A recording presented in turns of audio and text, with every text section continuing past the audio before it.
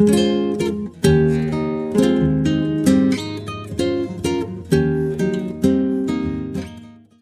tema de que vamos a tratar es de la restauración ecológica en el contexto latinoamericano con énfasis en los aspectos políticos y sociales. Esta presentación fue hecha en el Congreso de la Red Argentina de Restauración.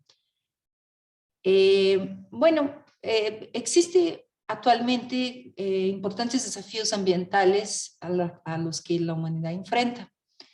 El primero es la pérdida global de la diversidad. La segunda es la contaminación antropogénica. El tercero es el cambio climático. El cuarto son los problemas con la generación de energía. Y por último, el creciente aumento de la población. Y bueno, una solución potencialmente económica y optimista para gran parte de estos problemas es la ecología de la restauración y su práctica aplicada a la restauración ecológica. En función de la restauración como una solución, la restauración ha ingresado, digamos, en la agenda política de muchos países en el mundo, desde más o menos 2014, 2015. Entonces, muchos países del mundo han firmado acuerdos, como por ejemplo la Meta de Aichi, que fue hecho en el Congreso de Diversidad, y que se pretendía restaurar 15% de toda la tierra degradada del mundo. Otro muy famoso es el Bond Challenge, que pretende aumentar la cobertura forestal del planeta en 350 millones de hectáreas para 2030, que era para 2020 y ya aumentaron para 2030.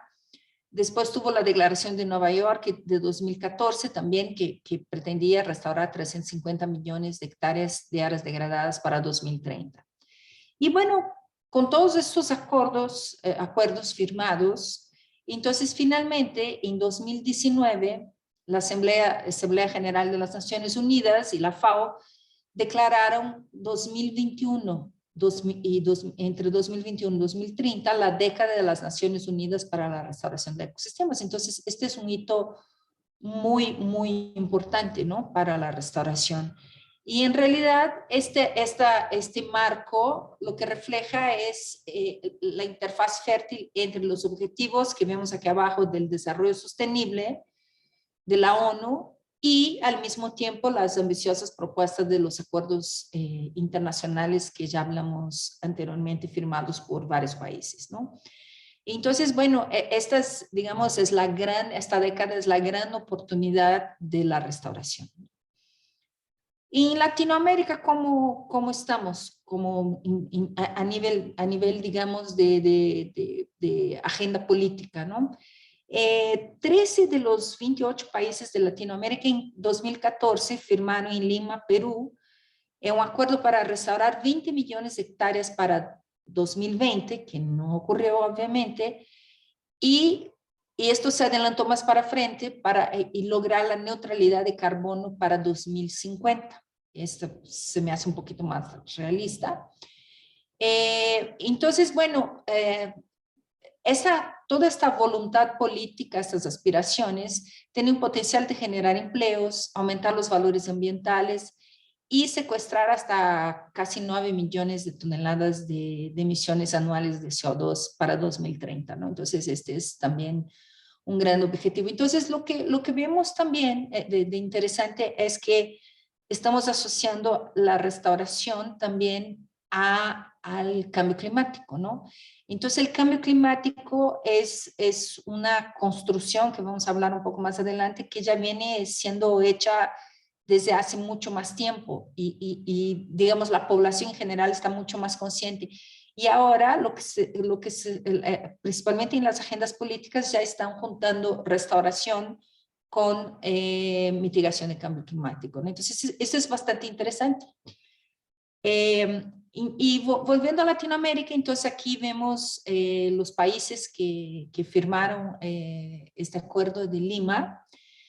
Y sin embargo, pues es muy interesante porque, por ejemplo, Brasil, que es un país enorme, ¿no?, se comprometió más o menos con 3.3 millones, se comprometió a restaurar 3.3 millones, y México, que es un país que es un cuarto del territorio de Brasil, pues se comprometió a 8.5 millones, ¿no? Entonces, bueno, los países tiraron bastante alto, ¿no?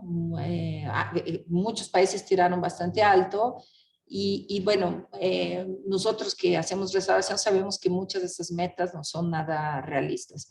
Y lo primero para afirmar que estas metas no son nada realistas es que solo de estos países, que de los 13 países que firmaron, solo 1, 2, 3, 4, 5, 6 tiene un instrumento para bajar esta idea, ¿no? Que son los planes nacionales de restauración. Entonces, Brasil tiene uno, Brasil empezó con planes municipales, después en 2017 realizó su plan nacional, Guatemala, Colombia y Ecuador, y lo más reciente de todos fue Argentina, ¿no? Que se comprometió a restaurar 1 millón de hectáreas, ¿no? Entonces, y en realidad esta tabla es fruto de un artículo que hicimos con otros compañeros de México, y también, además de, digamos, del plan nacional, tener una herramienta práctica para aterrizar estos planes nacionales. El único país que tiene hasta ahora esta herramienta, que es el cadastro rural, es Brasil. Los otros países, por ejemplo, Colombia, tiene el plan más antiguo, sin embargo, aún no aterriza, ¿no? Entonces se crean los planes, pero no se crean normas y leyes y un sistema para aterrizar estos planes también, ¿no? Entonces, bueno, aún estamos bastante lejos, ¿no? ¿Cómo estamos en términos de Latinoamérica, en términos de ecología de la restauración? ¿No? Estas gráficas es fruto también de una revisión de literatura que hice con 2 compañeras en México.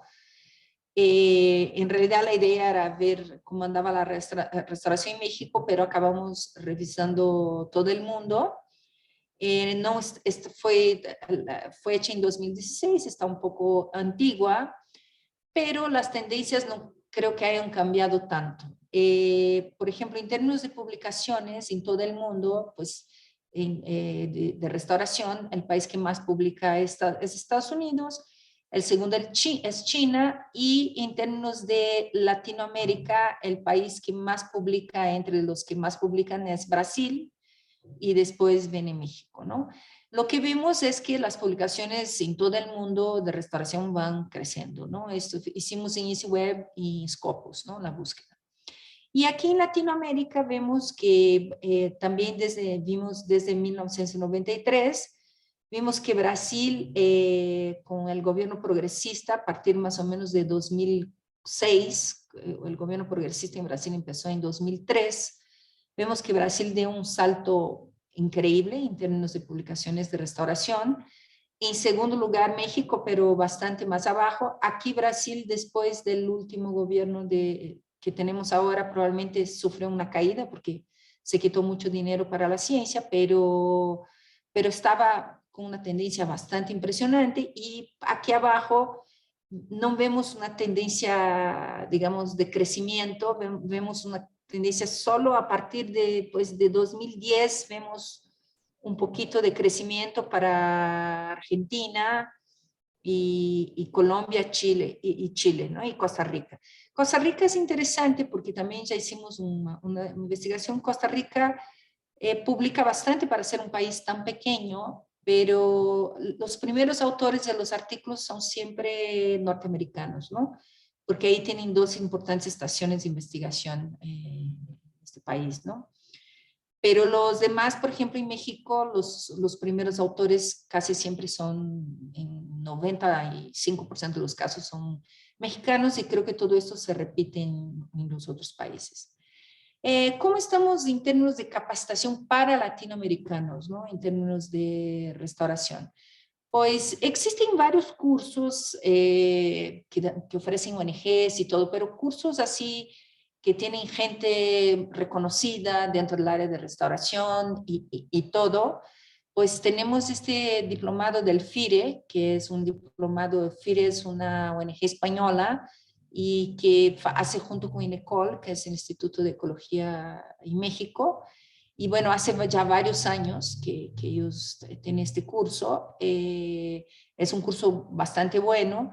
Y tenemos el curso de IELTI, que es un curso para formación de líderes en restauración en la práctica, ¿no?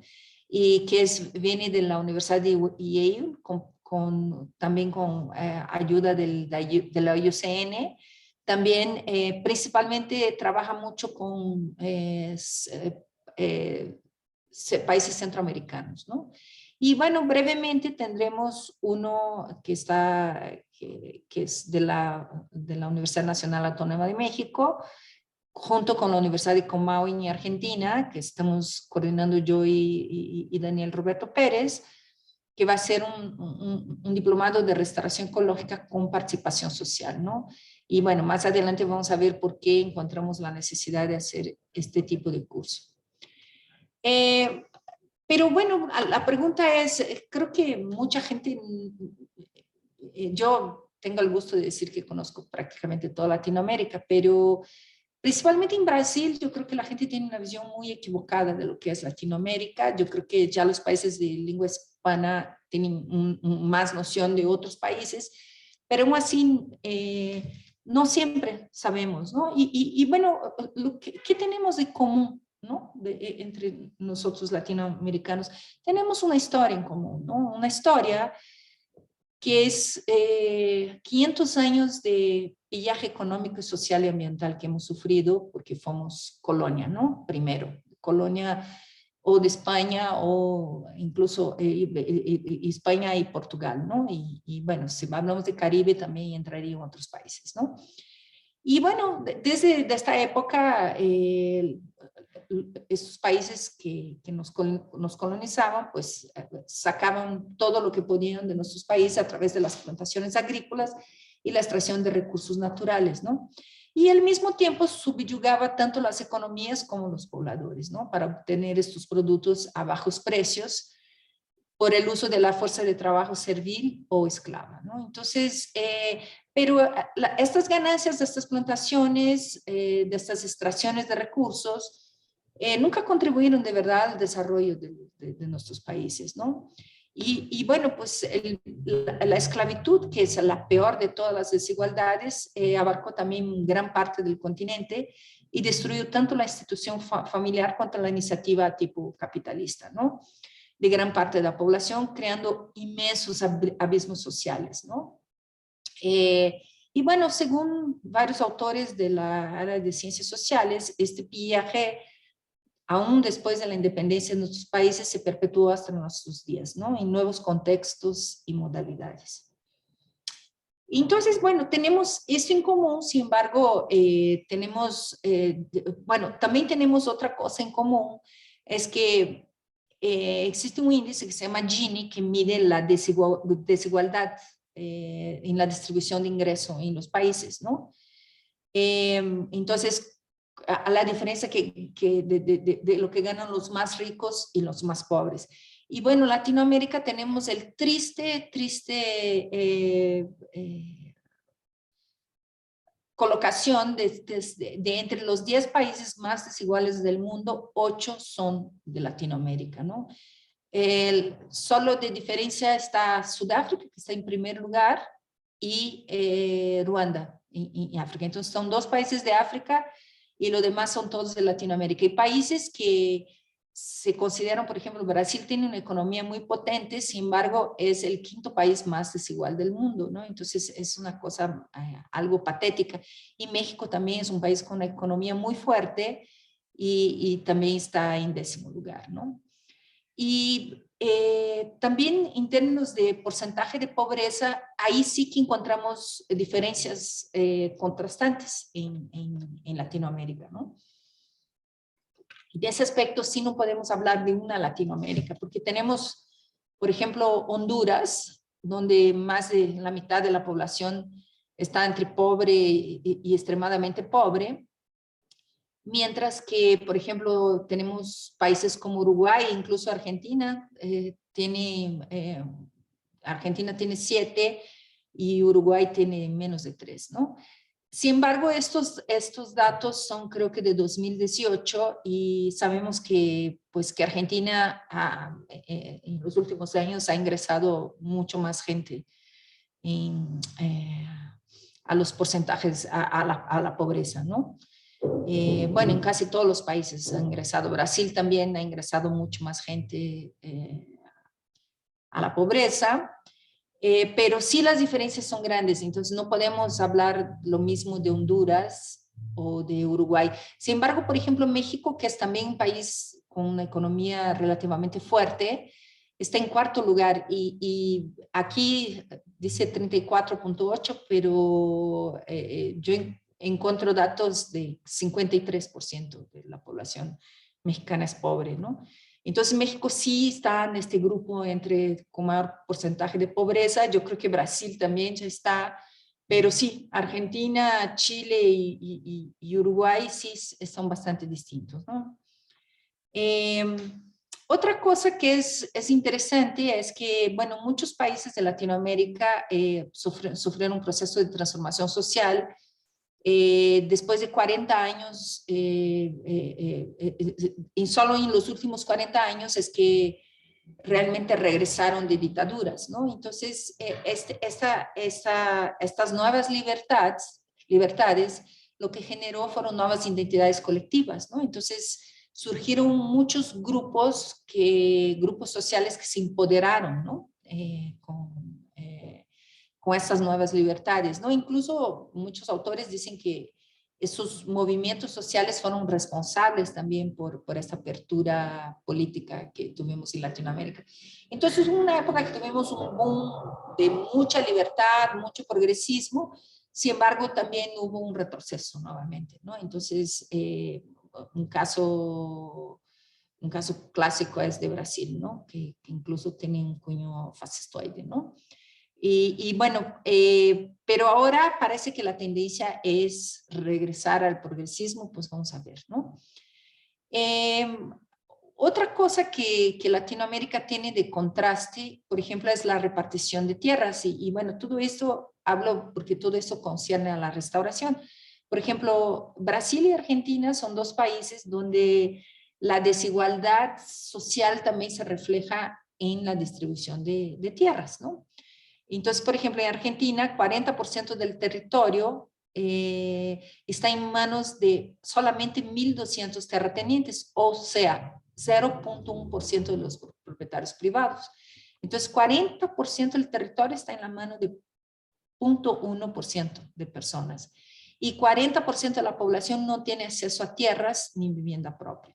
Brasil es un poquito mejor, pero está en situación igual también. Las grandes propiedades mayores de 1.000 hectáreas son el 0.91% del total de los establecimientos rurales brasileños, pero concentran 45% de toda el área rural del país, ¿no? Entonces, en Brasil, 45% detiene, un por ciento, casi 1% detiene 45% de las tierras. Entonces está bastante parecido con Argentina, ¿no? Y por otra parte, los establecimientos con área de inferior a 10 hectáreas representan 47% total de los establecimientos, sin embargo, ocupan solo 2.3% del territorio, ¿no? Entonces, la mayoría de la gente tiene muy pocas tierras y casi 100%, 95% de las tierras pertenece a los hombres, ¿no? Y en México la situación es totalmente distinta. México tuvo una revolución agraria en el inicio del siglo XX. Entonces, en México 53% de las propiedades son colectivas y solo 40% son privadas, ¿no? Entonces, la mayor parte de las tierras en México son de propiedad colectiva. Entonces, la manera con que trabajas con estos grupos, porque estas propiedades colectivas son entidades que tienen un presidente ejidal, tienen un presidente comunal. Entonces, son maneras muy distintas de trabajar. Esto es una realidad totalmente distinta de Brasil y Argentina, por ejemplo, ¿no? Y bueno, pues como hablaba anteriormente, pues Latinoamérica vino de muchos años de dictadura, después tuvimos 40 años de libertad. Sin embargo, existe mucha insatisfacción, ¿no? Entonces, pues hay protestas en Brasil, hubo muchas protestas en Chile que felizmente terminaron bien, protestas en Ecuador, hay mucha polarización entre grupos en todos los países, entonces no sabemos a dónde va a dar, pero los últimos resultados han sido, desde mi punto de vista, positivos, hacia un progresismo, ¿no? Y bueno, finalmente, ¿cuál es el destino, digamos, ambiental de Latinoamérica, ¿no? En términos de cuáles son las fuerzas que provocan la deforestación y cuáles son las fuerzas que provocan, digamos, la regeneración de bosques. Y bueno, las dos fuerzas más importantes son, en términos de deforestación, son las commodities agrícolas, que en Argentina es muy clara, que es la soya, que va avanzando, digamos, sobre los bosques. En Brasil, aquí vemos en rojo también las commodities y el ganado, principalmente cerrando, digamos, la Amazonia brasileña. Y por otra parte, entonces las commodities hoy día es la gran fuerza, digamos, destruidora, ¿no? O de deforestación en el continente. Por otra parte, tenemos una otra fuerza que es la de regeneración, que es la migración. Y bueno, en azul, que vemos es las fuerzas de regeneración, pues son los países donde hay más inmigrantes, ¿no? Y bueno, aquí vemos muy fuerte en México, ¿no? Porque en México la gente migra mucho para Estados Unidos, ¿no?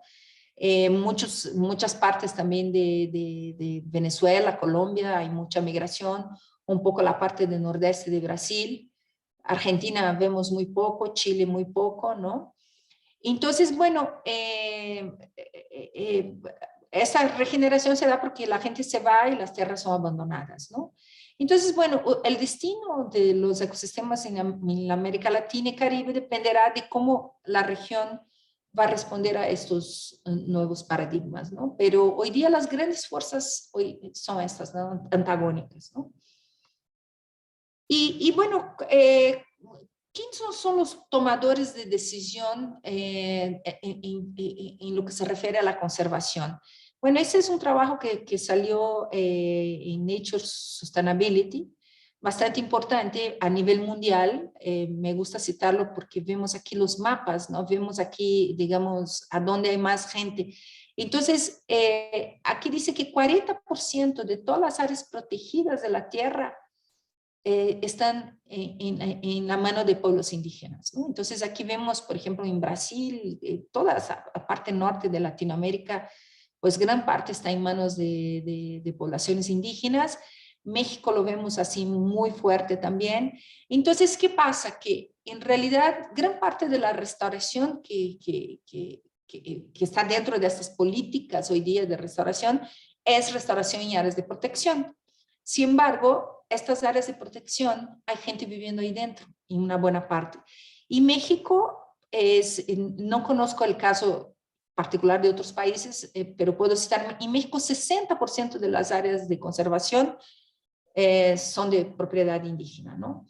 ¿Y cómo están los indígenas en México? 7 de cada 10 indígenas en México se encuentran en pobreza, 3 de cada 10 se encuentran en pobreza extrema, 78% no tiene seguridad social y casi 60% no tiene ni siquiera servicios básicos en su casa, ¿no? Entonces, ¿qué significa? Que cuando vamos a tratar de restaurar áreas que supuestamente deberían estar protegidas, pero que hay gente viviendo ahí, lo primero que nos vamos a encontrar es una problemática social complicadísima, porque la gente vive en una pobreza, en una situación de pobreza grave, incluso padece hambre. Entonces, pensar que vamos a restaurar estos lugares sin tomar en cuenta esta problemática social, pues no tiene sentido, ¿no?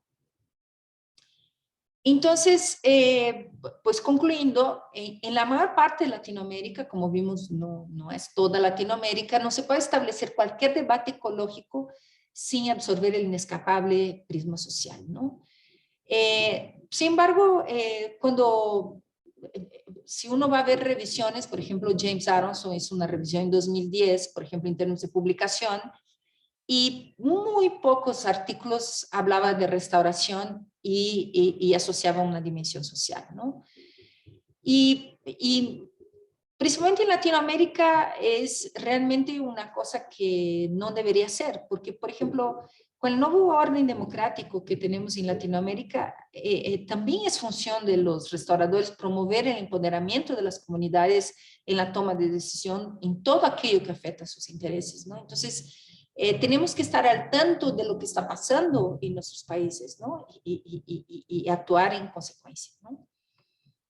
Entonces, bueno, yo creo que la mayoría de los restauradores sabemos para qué tenemos que restaurar. Sin embargo, de acuerdo con las revisiones y muchas cosas que vamos a ver aquí, muy pocos restauradores saben para quién debemos restaurar, ¿no? Entonces, bueno, yo me remito a Aldo Leopold, porque yo creo que él fue, antes que existiera incluso el concepto de restauración ecológica, Aldo Leopold ya estableció una declaración ética de la tierra, ¿no? Entonces, él amplió el concepto de conservación para incluir la restauración ecológica. ¿Por qué? Porque él pensaba que la acción, que es restaura acción, que la acción de restaurar serviría para, además de mejorar la calidad ecológica de un sitio, también podría generar un pensamiento ambiental por parte de los participantes de las acciones de restauración, ¿no? Entonces, Aldo Leopold lo que hizo fue poner toda la gente de la Universidad de Wisconsin, incluso su familia, a restaurar, ¿no? Entonces, él creía que la gente restaurando, participando de los proyectos de restauración activamente, ayudaría a crear conciencia ambiental. Entonces, él creía que la restauración ecológica podría ser una forma privilegiada para educar a las personas en el desarrollo de una actitud ética hacia la tierra, ¿no? Entonces, Aldo Leopold fue el primero a ver esta gran oportunidad de la restauración, ¿no? Entonces, bueno, la idea es, hay otro autor, Gross, que es un sociólogo alemán, él dice que la restauración por su carácter inherentemente multidisciplinario y práctico es propia para generar acciones colectivas y nuevas formas de conocimiento como ninguna otra ciencia. Entonces, bueno, la idea es que debemos buscar una restauración que vaya más allá de la ecología, ¿no? Y que busque recuperar esta relación entre la sociedad y la naturaleza. Entonces, yo digo es que, bueno, aquí tenemos un área degradada, aquí tenemos un área restaurada, muy bien, pero ¿quién nos va a garantizar que esta área va a permanecer así? Entonces, si no sabemos, por ejemplo, cuáles fueron las fuerzas sociales y económicas que degradaron esta área, ¿no? Entonces, la restauración sin la incorporación de la dimensión social puede ser solamente un parche de curita, ¿no?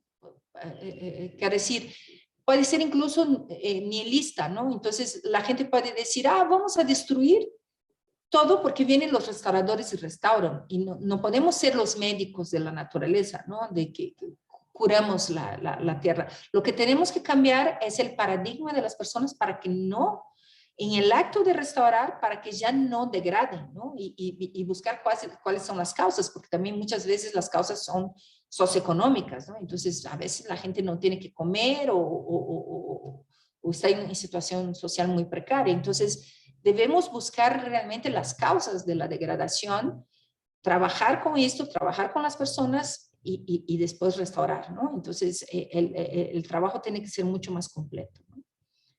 Entonces, bueno, ¿cómo podemos restablecer la relación entre la sociedad y la naturaleza? Existe un concepto dentro del área de ciencias sociales que se llama aprendizaje social, ¿no? Entonces, ¿qué es el aprendizaje social? Es un proceso de cambio social en que las personas aprenden una de las otras y al mismo tiempo que pueden beneficiarse de sistemas sociales ecológicos más amplios, ¿no? Entonces, el aprendizaje social es un activo de la participación. Tenemos aprendizaje social cuando participamos de cualquier cosa, ¿no? Entonces, bueno, cito aquí, es un pedagogo que se llama Dale, Y él, con sus años muchos años de pedagogo, él hizo este cuadro de cuánto las personas guardan dependiendo de qué manera recibieron cierta información, ¿no? Entonces, por ejemplo, después de 2 semanas, ¿qué tendemos a recordar? Tendemos a recordar solo 10% de lo que leemos, 20% de lo que oímos y 30% de lo que vemos. Sin embargo, tendemos a recordar 90% de lo que decimos y hacemos. Y esto es el aprendizaje social, ¿no? Entonces, realizar una representación teatral, simular experiencias reales, hacer la cosa, entonces discutir. Entonces, la restauración, ¿por qué? Porque tenemos que discutir y hacer, y cambiar ideas y aprender. Entonces, la restauración puede proporcionar este aprendizaje social y este aprendizaje es un aprendizaje mucho más eficiente, según este pedagogo, ¿no? Y bueno, pues, ¿cómo podemos implementar una participación social en la restauración, ¿no? Debemos involucrar a las personas desde el momento de la planificación, ¿no? A través de un diálogo de saberes con la población local. Y obviamente que necesitamos incentivos económicos y una comunicación muy fluida, ¿no? Entonces, bueno, ¿cuáles son las ventajas de proyectos con participación? Primero, ofrece la posibilidad de mejorar la calidad de la toma de decisiones, ¿no? Entonces, cuando la gente participa, la aplicación de políticas públicas es mucho más legítima, eficaz, eficiente, ¿no? Porque si la gente participó, ella como habilita estas políticas, ¿no? También cuando tú participas tienes una percepción de más legitimidad de las decisiones, ¿no? Porque dices, bueno, yo participé, entonces una decisión es mucho más legítima cuando yo participo de esta decisión, ¿no? Entonces obviamente que cuando participas es mucho más fácil implementar un proyecto, ¿no? Y bueno, hay que reconocer que los pobladores locales tienen tienen mucho conocimiento sobre su entorno, y entonces hay que tomar en cuenta también este conocimiento. Y también hay que tomar en cuenta sus creencias, sus valores de conservación, ¿no? Porque puede ser fundamental después para la gestión de esos recursos. Entonces, bueno, en resumen, la participación social favorece la toma de conciencia, la asunción de acciones concretas y oportunas, el empoderamiento, la movilización colectiva y la consecuente acción transformadora, ¿no? Entonces, prácticamente solo hay ventajas en términos de participación, ¿no?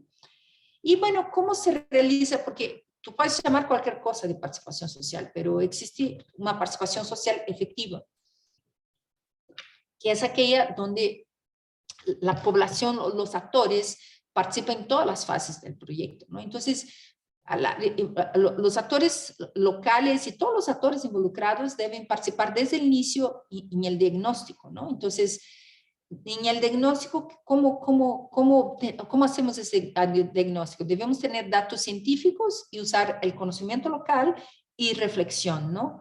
Entonces, identificar los problemas, la degradación de los sitios y sus causas, ¿no? Y después de compilar esta información y después socializar esquemáticamente estos resultados, ¿no? Después la planificación es establecer objetivos entre todos y cómo alcanzarlos, ¿no? Y después se analizar las herramientas necesarias para establecer estos objetivos. Y tercero es la ejecución. Entonces, se lleva a cabo lo previamente planificado. En esa fase, digamos, debemos ver cuáles son los niveles de participación, qué actores van a participar y las técnicas que vamos a utilizar. Y por último, tenemos que normalmente hacemos solo una evaluación técnica. Pues hubo tanto de sobrevivencia, tantas hectáreas restauradas, pero también tenemos que tener una evaluación social, ¿no? Tenemos que evaluar cómo fue el liderazgo, la organización, la movilización de recursos, la gestión y cómo se fue realizando este manejo adaptativo y se fue realizado colectivamente, ¿no? Entonces también debemos agregar, digamos, esta evaluación social para ver si también alcanzamos el objetivo social, ¿no? Pues, ¿cómo se encuentra entonces la participación social en todo el mundo?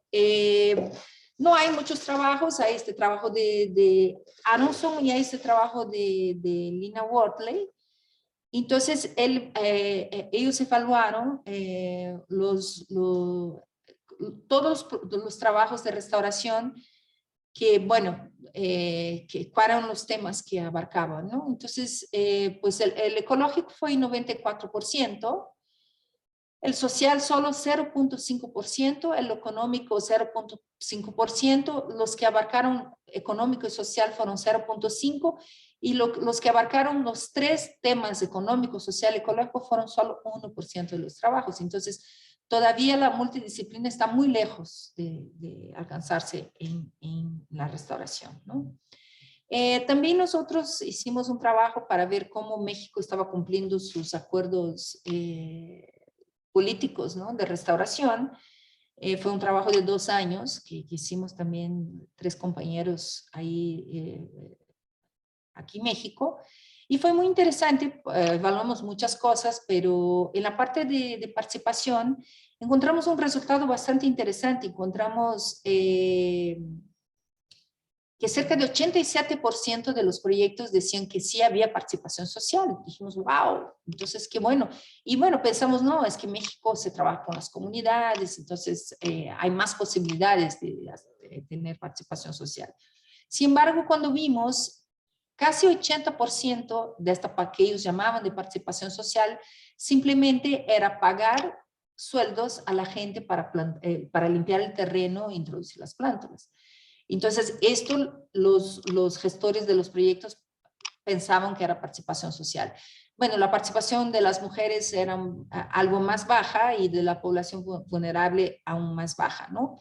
Pero lo más yo creo que marcante es esto, ¿no? Que poca gente participaba del diagnóstico, poca gente participaba de la comunicación. Entonces, la gran parte de la participación sí se daba solo con esto. Entonces, la restauración de ahí era nada más un objetivo, tenía como objetivo alivianar una tensión social con pagos solo durante la fase de implantación, ¿no? Entonces, en este caso, los gestores tenían una visión equivocada de lo que era participación social. Entonces, con un estudiante de sociología de posgrado que tengo, vimos cómo los investigadores veían la participación social en la restauración, ¿no? Y encontramos, por ejemplo, el mayor porcentaje, cómo que los investigadores pensaban por qué la gente se involucraba en los proyectos. Y bueno, la mayor parte pensaba que la gente participaba por un beneficio social o económico, ¿no? Entonces, participaban porque se les pagaba. Entonces, bueno, coincide exactamente con los resultados que encontramos en la otra encuesta, ¿no? Y segundo, participaban por lo que llamamos de participación comunitaria, porque, bueno, ellos ya están organizados. Entonces y esta es una realidad en México, para que puedas trabajar con cualquier comunidad, ellos tienen que convocar a la comunidad para participar, ¿no? Las decisiones nunca son individuales, ¿no? Pero la participación genuina, que lo que llamamos que es que la gente participara por una preocupación ambiental, pues fue bastante baja, ¿no? Y también, ¿cuáles eran, digamos, por qué que los investigadores querían que hubiera participación social, ¿no? Entonces, nosotros llamamos el discurso de la participación, lo que más encontramos fue el discurso de la participación instrumental, que en la verdad ellos decían, bueno, en realidad lo que queremos es alcanzar nuestros objetivos. Entonces, bueno, usamos la participación para alcanzar nuestros objetivos, que son objetivos ecológicos. Quiere decir, no había ningún objetivo social, ¿no? Después, la segunda es la participación consensuada, que es, pues, conseguimos la participación haciendo un acuerdo con los habitantes locales, ¿no? Y la participación integral, que sería realmente la participación, también fue solamente 10%, que era la participación como forma realmente de involucramiento, como proceso de capacitación. Entonces, solamente 10% de los investigadores realmente buscaban ese tipo de participación, y también solamente 10% de los investigadores pensaban que la gente participaba porque quería mejorar el medio ambiente, ¿no? Entonces, realmente la visión todavía que los investigadores del área de restauración tienen de la participación social aún es bastante sesgada, ¿no? Y bueno, también en Colombia se hizo el mismo trabajo que hicimos en México, también fue patrocinado por CIFOR, y también ellos encontraron que solo 4 de los 119 proyectos evaluados eran las comunidades responsables o convocantes, ¿no? Entonces, realmente también la participación de las comunidades locales en los proyectos muy pocos, y solamente 2 eran por ONGs, ¿no? Entonces, la participación, digamos, de la sociedad civil como un todo, pues bastante baja, ¿no? Entonces, bueno, la pregunta es, ¿debemos trabajar para una construcción social de la restauración latinoamericana? Entonces, bueno, primero, ¿qué es una construcción social, no? En definición, digamos, de los expertos, una construcción social se refiere al significado, noción o connotación que una sociedad le da a una idea o evento, y que los habitantes de esa sociedad adoptan con respecto a cómo ven o trata el objeto o evento. Me explico. Me explico con un ejemplo. Entonces, una de las construcciones sociales más evidentes que vimos así más recientemente, y que muchas personas, aunque jóvenes, pueden haber observado, es la cuestión del uso del tabaco, ¿no? Aquí vemos esta propaganda de los años 50, donde vemos una propaganda con una mujer embarazada fumando cigarros, ¿no? Entonces, imagínense que en esta época ni siquiera se planteaba que podía ser mal al feto a fumar, ¿no? Y hoy día lo que vemos es la gente encerrada, los fumadores tienen que encerrarse en pequeños espacios o irse afuera a fumar. ¿Qué pasó por ahí? Lo que pasó es que hubo una construcción social sobre los maleficios del cigarro. Y bueno, lo primero que se sabía, que se supo ya en los años 50, fue digamos, lo científico. Ya se había probado científicamente entre los años 50 y 60 que los cigarros provocaban cáncer y entre otras enfermedades.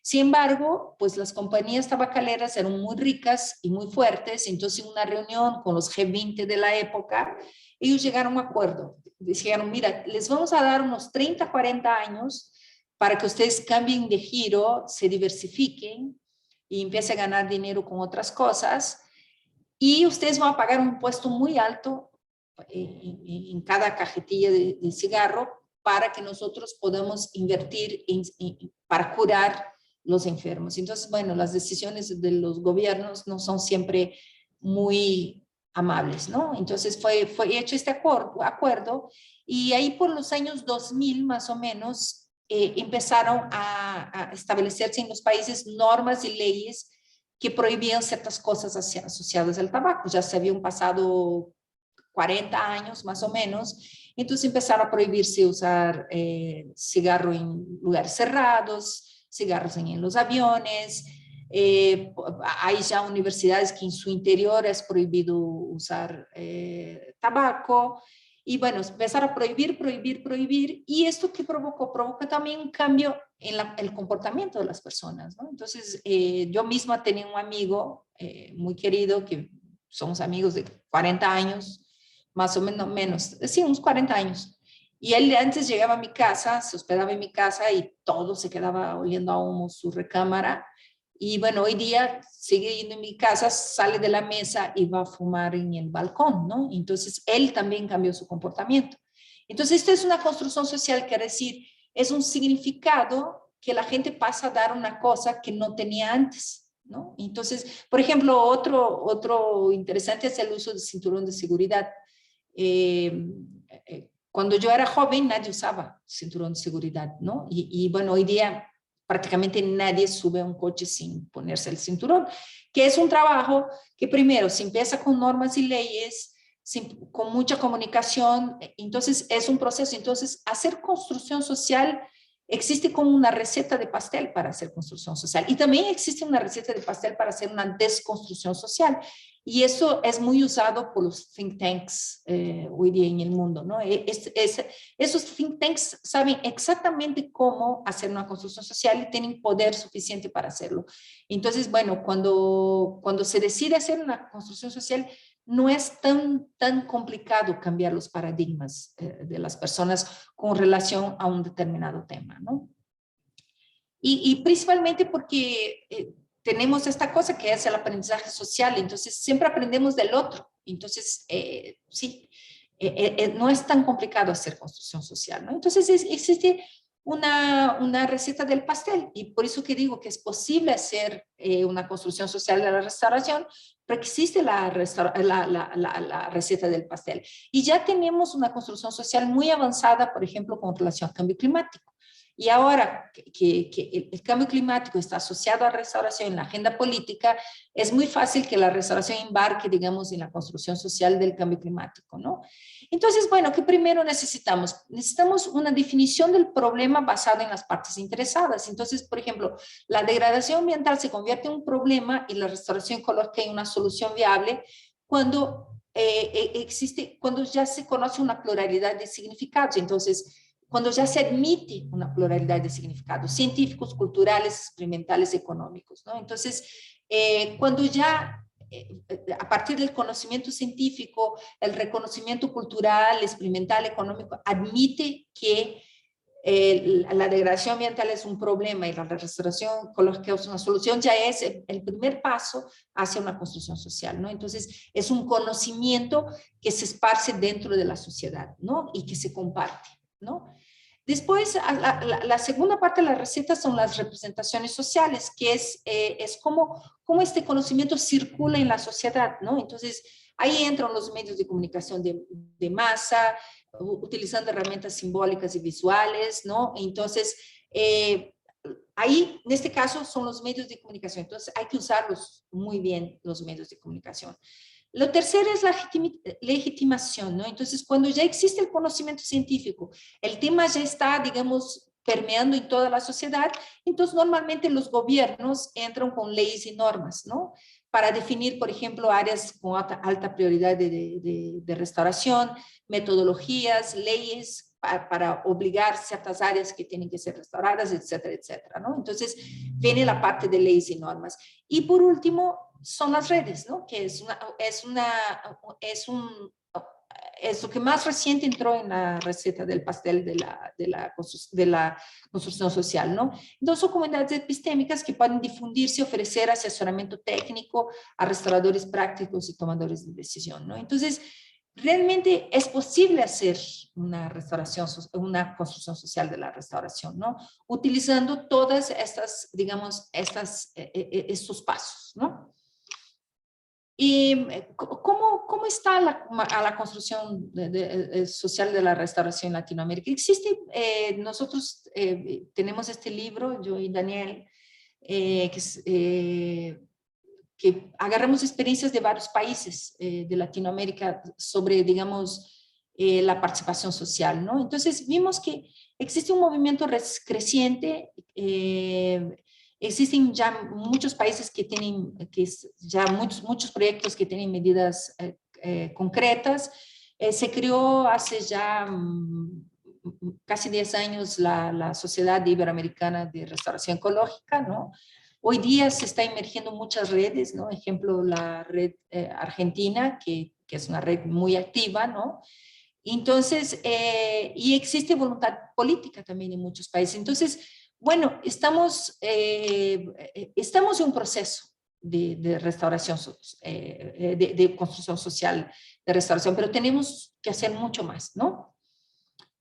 Entonces, bueno, ¿cuáles serían los retos? ¿No? Crear redes para desarrollar planes de restauración nacionales que integren la participación social efectiva de los miembros de las comunidades locales en los proyectos, desde el diagnóstico de la degradación a través de un intercambio de conocimientos y perspectivas. Realizar una construcción social de la restauración latinoamericana. Fortalecer redes nacionales y crear una red regional para un intercambio más efectivo de experiencias exitosas en términos de participación, legislación y gobernanza.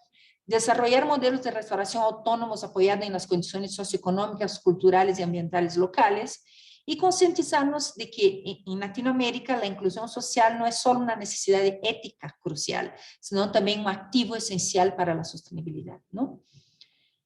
Entonces, bueno, pues aquí pongo una frase de un portugués que vive en África, que se llama Mia Couto, y bueno, esto cabe perfectamente para Latinoamérica, ¿no? Cabe para todos los países que fueron colonizados, ¿no? Él dice, el problema parece ser que nosotros, los del tercer mundo, nos conocemos mal. Peor aún, muchos de nosotros nos miramos a través de los ojos de los demás. La visión que tenemos de nuestra historia y nuestra dinámica no fue construida por nosotros, no es nuestra. Tomamos prestada de los demás la lógica que llevó a nuestra propia exclusión del mundo y la mistificación de nuestra periferia. Tenemos que aprender a pensar y sentir según una racionalidad que es nuestra y que expresa nuestra misma individualidad. Y bueno, pues entonces que en la próxima década un eje fundamental de la restauración ecológica en Latinoamérica sea recuperar su alma e identidad a partir de nuevos valores humanos. Muchas gracias.